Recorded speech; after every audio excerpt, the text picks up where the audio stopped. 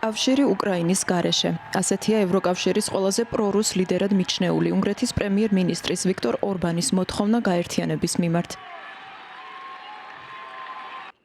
ვიქტორ ორბანმა ბლოკს მოთხოვნების სია მას შემდეგ წაუყენა, რაც გავრცელებული ინფორმაციით ევროკავშირმა უნგრეთთან შეთანხმების საფუძველზე 2400-ზე მეტ რუს მოქალაქეზე სანქციები განაახლა. როგორც ცნობილია, ბუდაპეშტთან კომპრომისის სახით ევროკავშირმა შავი სიიდან 3 პირი ამოიღო. ვითხოვთ ერების ევროპას. ვითხოვთ ყველა წევრი სახელმწიფოსთვის კანონის წინაშე თანასწორობას. ერებისთვის უკანონოდ ჩამორთმეული კომპეტენციების აღდგენას. ეროვნულ სუვერენიტეტს და ეროვნული მთავრობებისთვის ძლიერი ვეტოს უფლებას. კომისიიდან სოროსის აგენტების განდევნას და პარლამენტიდან კორუმპირებული ლობისტების მოცილებას. ნუ დააგირავებთ ჩვენი შვილიშვილების მომავალს, გააუქმეთ კავშირის ვალი. ნუ შეუშლით ხელს ჩვენს ეროვნულ გვარდიას ჩვენი საზღვრების დაცვაში. ნუ შემოიყვანთ მიგრანტებს. მოაცილეთ ისინი, ვინც არალეგალურად ჩამოვიდნენ. კორუმპირებული დოლარი და ევრო არ უნდა შემოვიდეს წევრ ქვეყნებში. აკრძალეთ ჩვენი შვილების არაბუნებრივი განათლება. დაიცავით ევროპის ქრისტიანული მემკვიდრეობა. მოვითხოვთ მშვიდობას ევროპაში. კავშირს უკრაინის გარეშე. ვიქტორ ორბანი მემარჯვენე ნაციონალისტი წლებია უნგრეთის ეროვნულ იდენტობას, უკრაინის თავისუფლებასა და სუვერენიტეტს უპირისპირებს. მან კიევის სამხრეთ-დასავლეთ უკრაინაში მცხოვრები უნგრელი ეთნიკური უმცირესობის დისკრიმინაციაში დაადანაშაულა. კიევი ბრალდებას უარყოფს, თუმცა ორბანის საკითხს უკრაინის ევროკავშირში გაწევრების გზაზე დაბრკოლებების შესაქმნელად კვლავ იყენებს.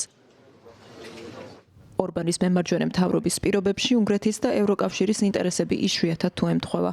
რუსეთის მიერ უკრაინაში სრულმასშტაბიანი აგრესიის ფონზე ბუდაპეშტი ვეტოს უფლებას მოსკოვისთვის სანქციების დაბლოკვის მიზნით იყენებს და პრეზიდენტ ვლადიმირ პუტინთან კავშირების გაღრმავებას ცდილობს.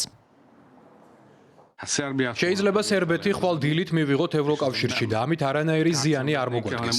ეს უზარმაზარ ეკონომიკურ სარგებელს მოუტანდა მთელ ბლოკს, განსაკუთრებით უნგრეთს, რადგან ეს ჩვენი მეზობელი ქვეყანაა. შესაძლოა ხვალ დილითვე მივიღოთ ჩრდილოეთ მაკედონია და მონტენეგრო. ესეც დიდ ეკონომიკურ სარგებელს მოგვიტანდა, რადგან ჩვენი მეზობლები, ჩვენი რეგიონის კუთვნილი ქვეყნები გახდებოდნენ ევროკავშირის წევრები.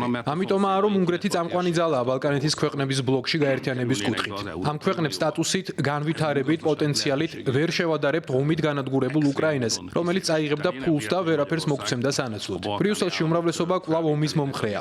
ზოგადად დასავლეთში უმრავლესობა ამერიკელების წყალობით მშვიდობას უჭერს მხარს, მაგრამ ბრიუსელში ასე არ არის. მათი წინადადება მარტივია. ევროპელმა ლიდერებმა გადაწყვიტეს, რომ უკრაინამ ბრძოლა უნდა განაგრძოს და სანაცვლოდ დაჩქარებული წესით მიიღებენ ბლოკში. ეს ჩვენ გაგვანადგურებს.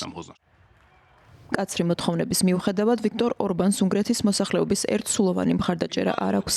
15 მარტს ბუდაპეშტში ოპოზიციონერი ლიდერის პიტერ მაგიარის ორგანიზებით მასობრივი საპროტესტო აქცია გაიმართა.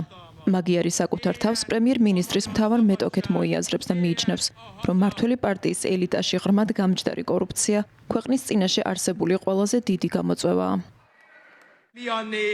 ვითხოვთ ნამდვილ ალიანსს, არა მხოლოდ ხელისუფლების, არამედ რეჟიმის რეალურ ცვლილებას. ჩვენ, ხალხი, ყოველთვის ტირანებზე მეტნი ვართ. ისტორია პოლიტიკოსებს, მინისტრებს და მილიარდელებს არ ეკუთვნით. ისტორია მათია, ვინც საჭირო დროს მოქმედებას ბედავს.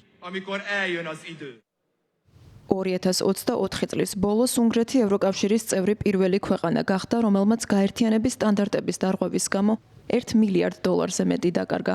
ექსპერტების თანახმად ურთიერთობების დაძაბვის ფონზე გამორიცხული არ არის ევროკავშირმა ბუდაპეშტის წინააღმდეგ დამატებით ზომებს მიმართოს.